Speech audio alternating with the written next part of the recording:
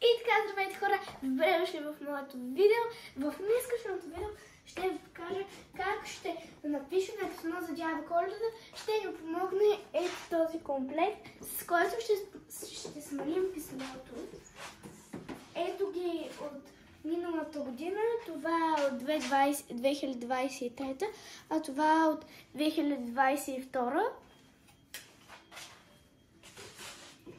И вижте само какво е писмото и как ще го смалим.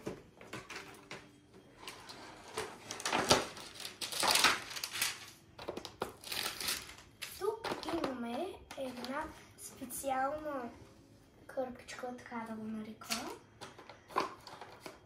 Това е писмото и то отгоре се слага тази перманентна хартия и от двете страни тези две кърпички. Само вижте каква е разликата.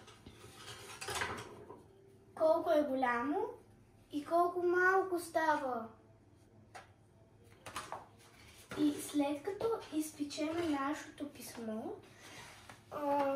трябва да сложим една ето такава лентичка, за да го закачиме на елхата. Ще пишем писмото за Дядо Коледа.